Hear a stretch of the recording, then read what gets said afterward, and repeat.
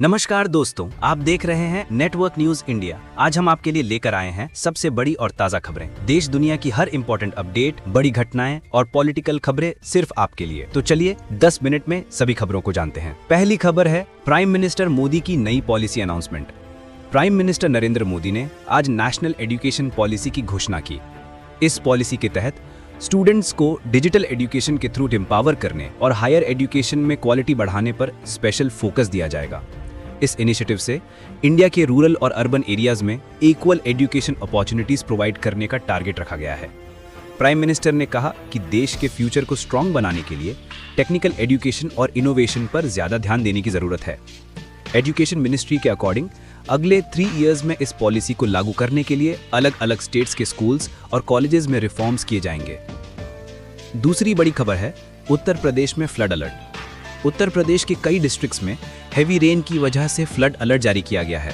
मौसम विभाग ने वार्निंग दी है कि गंगा और उसकी ट्रिब्यूटरी रिवर्स का वाटर लेवल बढ़ रहा है। एडमिनिस्ट्रेशन ने अफेक्टेड एरियाज में रिलीफ कैंप्स और रेस्क्यू टीम्स को तैयार रखा है। लोकल लोगों को नदी के किनारे से दूर रहने और सेफ्टी इंस्ट्रक्शंस फॉलो करने की सलाह दी गई है। हेल्थ डिपार्टमेंट ने भी कहा है कि फ्लड अफेक्टेड एरियाज में पानी और फूड सिक्योरिटी इंश्योर करने के लिए स्पेशल स्टेप्स उठाए जाएंगे। तीसरी बड़ी खबर है बिहार में इलेक्शन की तैयारी तेज। बिहार में आने वाले असेंबली इलेक्शंस को देखते हुए पॉलिटिकल पार्टीज ने अपने कैंपेन्स तेज कर दिए हैं। मेजर पार्टीज ने अनाउंस किया है कि वे सभी डिस्ट्रिक्ट्स में पब्लिक मीटिंग्स और प्रमोशनल एक्टिविटीज को बढ़ाएंगे। इलेक्शन कमीशन ने सिक्योरिटी और वोटिंग अरेंजमेंट्स इंश्योर करने के लिए स्पेशल टीम्स बनाई हैं। ऑपोजिशन पार्टीज ने स्टेट गवर्नमेंट की पॉलिसीज को रिव्यू करते हुए पब्लिक को अवेयर करने का काम शुरू कर दिया है। चौथी बड़ी खबर है दिल्ली में पोल्यूशन की चिंता। दिल्ली में एयर पोल्यूशन की सिचुएशन लगातार बिगड़ रही है। शहर के कई एरियाज में एयर क्वालिटी इंडेक्स यानी AQI डेंजरस लेवल पर पहुंच गया है। हेल्थ डिपार्टमेंट ने सिटीजन से मास्क पहनने, बाहर कम निकलने और एयर पोल्यूशन से बचने के उपाय अपनाने की अपील की है। स्कूल्स में स्पोर्ट्स एक्टिविटीज को लिमिट किया गया है और पब्लिक हेल्थ सेंटर्स में पोल्यूशन से अफेक्टेड लोगों के लिए स्पेशल मेडिकल फैसिलिटी अवेलेबल कराई गई है। पांचवी बड़ी खबर है इंडिया की स्पेस में सफलता। इंडियन स्पेस रिसर्च ऑर्गेनाइजेशन यानी इसरो ने आज एक नई सैटेलाइट लॉन्चिंग का सक्सेसफुली टेस्ट किया। इस सैटेलाइट का purpose weather forecasting, agriculture monitoring और डिजास्टर मैनेजमेंट में हेल्प प्रोवाइड करना है। साइंटिस्ट ने बताया कि यह सैटेलाइट हाई रेजोल्यूशन कैमरास और सेंसर से लैस है। प्राइम मिनिस्टर मोदी ने इस सक्सेस पर साइंटिस्ट को बधाई दी। छठी बड़ी खबर है महाराष्ट्र में हेवी रेन की वार्निंग। महाराष्ट्र के कई डिस्ट्रिक्ट्स में लगातार बारिश के कारण नदियों का वाटर लेवल बढ़ गया है। स्टेट डिजास्टर मैनेजमेंट डिपार्टमेंट ने सिटीजन्स से सेफ प्लेसेस पर रहने और नदी किनारे ना जाने की वार्निंग दी है। ऑफिशियल्स ने बताया कि रूरल एरियाज में रेस्क्यू टीम्स और रिलीफ कैंप्स तैयार हैं। सातवीं बड़ी खबर है सेंट्रल बजट 2025-26 की रूपरेखा। सेंट्रल फाइनेंस मिनिस्टर ने आज 2025-26 के बजट का मेन फ्रेमवर्क प्रेजेंट किया। इस बजट में रूरल डेवलपमेंट, एग्रीकल्चर रिफॉर्म और डिजिटल इंडिया प्रोजेक्ट्स को स्पेशल प्रायोरिटी दी गई है। फाइनेंस मिनिस्टर ने कहा कि देश की इकोनॉमिक ग्रोथ को मेंटेन रखने के लिए इंफ्रास्ट्रक्चर और एम्प्लॉयमेंट जनरेशन पर फोकस किया जाएगा।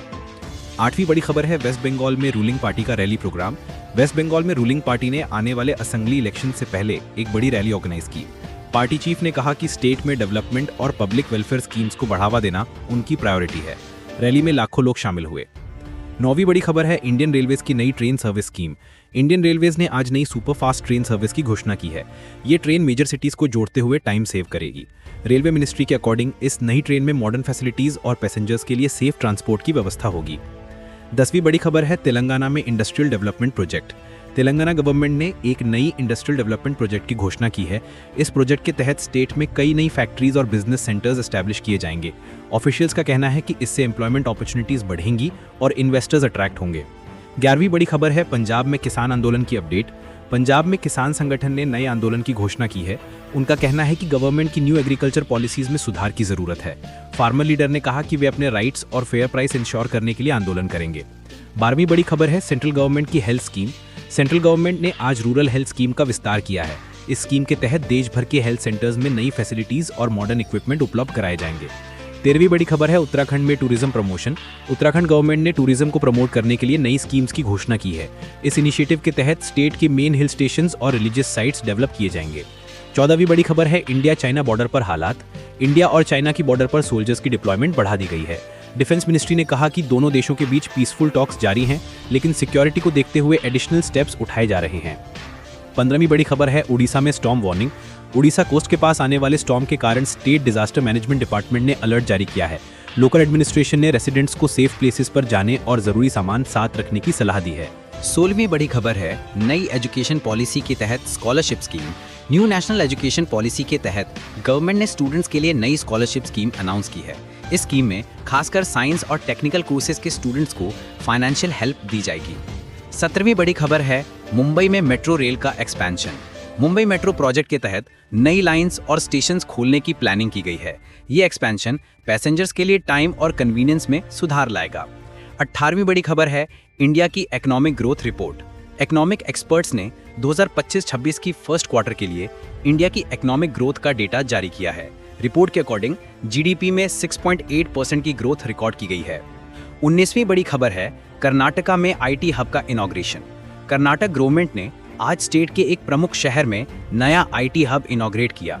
इस हब में स्टार्टअप्स और टेक्नोलॉजी कंपनीज को फैसिलिटीज प्रोवाइड की जाएंगी। 20वीं बड़ी खबर है इंडिया में digital currency initiative. Reserve bank of India ने डिजिटल करेंसी की नई पहल की घोषणा की है।